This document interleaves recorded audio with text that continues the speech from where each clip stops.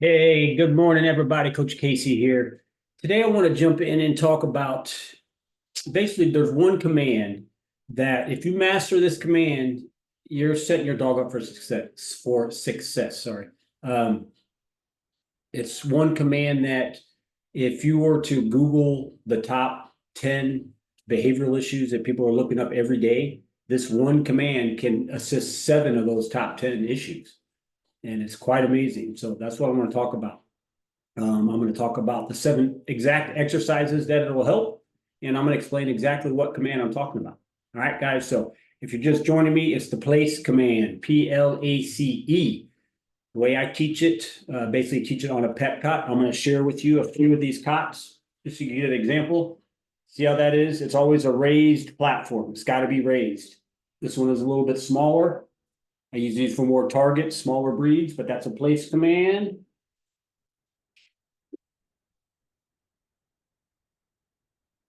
There's another one. It's not quite as tall, right?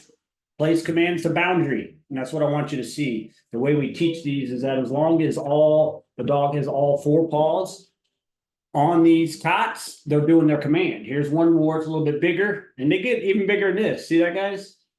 It's raised a little bit taller. Can you see that? This is what we teach place command on. And let me explain.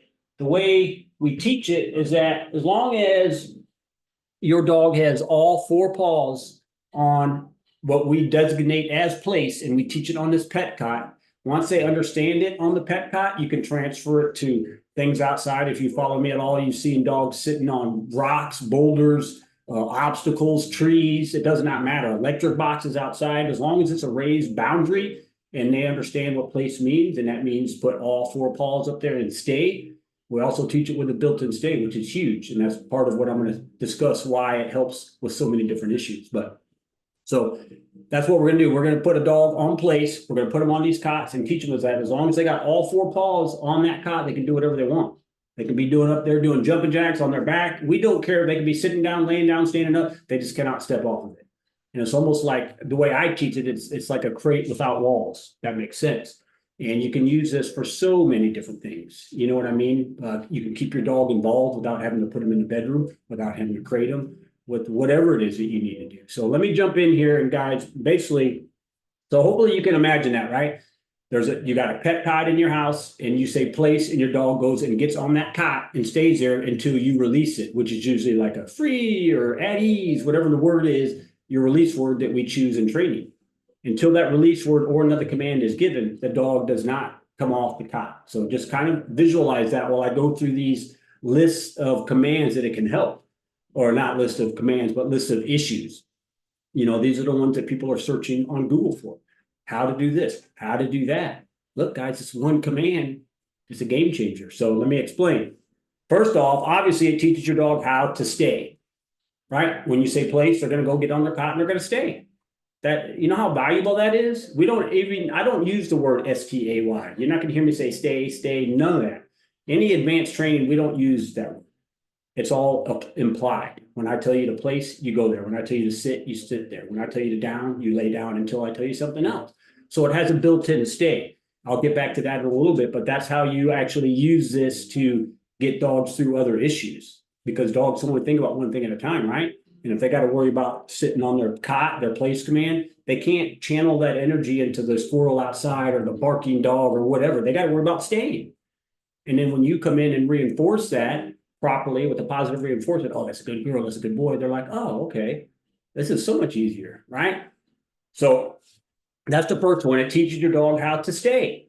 When you say place, they're going to go there and they're going to stay there. They're going to be out of your way, not underfoot. And now think about how many different things that helps with. And that's the list I'm going to share with you, right? So you can teach your dog to stay. How about jumping up on guests at the door? Does your dog do that? That's a big problem. And some of these dogs are way too big. A lot of these little dogs that do it, it's kind of like, oh, no big deal, no big deal. But when these dogs grow up or they're a larger breed and they're jumping on people, they're jumping on kids and knocking them over. I mean, it can actually be a liability, right? So what if someone rang the doorbell, you said place? Boom.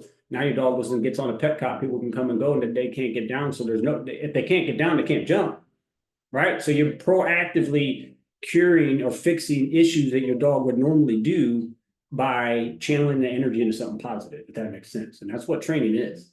Being able to think outside the box and say, okay, what can I do here? What can I do there? And I'm showing you how to use this place command in all these scenarios, right? So it'll stick for staying, for jumping on people at the door. How about door bolting?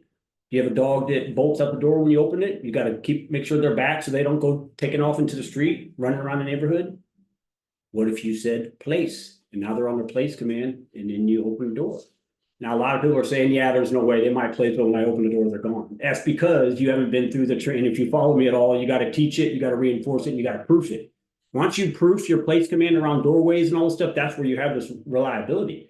Until you do so, yeah, you're exactly right. You open the door, they're gone. But that's regardless in anything. You need to train these dogs to understand what happens when the door opens. And your place command is the easiest way to teach them. Look, just stay on your place. I'm going to open a door, right? No more door bolting. That's the third one. Counter surfing. Do you have a dog that likes to jump up on the counters when you got the fillet up there, or something getting ready to go on the grill? A lot of these larger breeds, absolutely. You turn your back, and the steak's gone. It gets worse. There's dogs that will jump on the counters.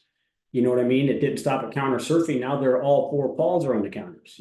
So any of those behaviors, you're in the kitchen, you don't like them counter surfing, they're getting on the counter. What if you go into the kitchen and as you start to prepare dinner or whatever it is you're doing, getting the food out, you say place.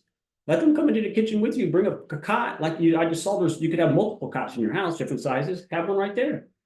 Come on in here, place. I can hang out, but you can't get on the counters. You can't jump up. You see what I'm saying? You're setting your dog up for success. And it's, like I said, it's one command. That's 4 of them so far that can help with the counter surfing, door bolting, jumping up people at the door, stay, right? The 5th one is begging for food. Do you have a dog that you guys sit around the dinner table and they're right here? It might be a small breed, so they're down there, but regardless, they're around the table. That's what I'm talking about. What if you said place? It's dinner time, place. You know what I mean? And they'll get to know the rules. It's dinner time. They go to their place board. They can't get down, so they can't beg, right? And all you got to do once in a while you're eating is turn around and say, oh, it's good girl, good boy. Just reinforce it. Yeah, that's all you have to do. That's all they want to do is please you. You just got to show them how to do so. So that's another thing that you can fix with the plates command is begging for food. Here's one with puppies with the zoomies, or even dogs as they maybe mature and are getting kind of nasty, even aggressive behavior. You can, for nipping and chasing, when they get into those kind of, you've seen it, they're going crazy around the house. A lot of times it's at night, they're getting the zoomies, they're tired. What if you intervene right then and say, you know what, place? You know what I mean? There's these things. That's why I'm trying to share with you this one command. It's so powerful. It'll fix nipping and chasing. It'll fix a lot of behavior when they get the puppy biting. They're getting too worked up. They're, all those kind of things. Just say, you know what? Okay, let me redirect this place. And if you don't use it for punishment and they know what it means when they're up there, they're going to love it. And then you're praising it. You're giving them treats and you're giving them positive reinforcement while they're up there. Absolutely, they're going to love it. The last one, that's 6 right there. That's 6 different behaviors that you can fix with this one place command. The last one I saved for last on purpose because a lot of people aren't going to understand it. And it is excessive barking. Okay, so you have a dog that barks excessively. It could be like when they're looking out the window. It could be when the doorbell rings. It could be whenever certain triggers are causing them to do so. But you remember back to the beginning of this video when I said dogs want to think about one thing at a time, just like us. We have 60,000 thoughts a day, but we can only think about one thing at a time, just like dogs. So they can either think about place or what they're barking at, right? Which one would you rather have? And I literally used this not too long ago. I had a client in the St. Louis area that their dog was the chipmunks outside the window. The dog was going nuts. It was a silky terrier, absolutely nuts. Just going crazy, barking at these windows every time it saw the chipmunk. So we were already in the training when this behavior started. So I said, hey, let's go take the place board over by the window. And guess what we did? We put the place board by the window. We said, place, here's the chipmunks. Guess what the silky terrier's got to do? Poor Parker, he had to decide what to do. He could either bark at the chipmunks or stay on place, but he can't do both. And that's what you teach him. And then you praise the right behavior and it shows him how to work through something. You know what I mean? You don't want to just sit there and get dogs in trouble for a behavior. No, you're not allowed to do that. No. Let's give them something else to do. Show them how to succeed. Show them how to work through it.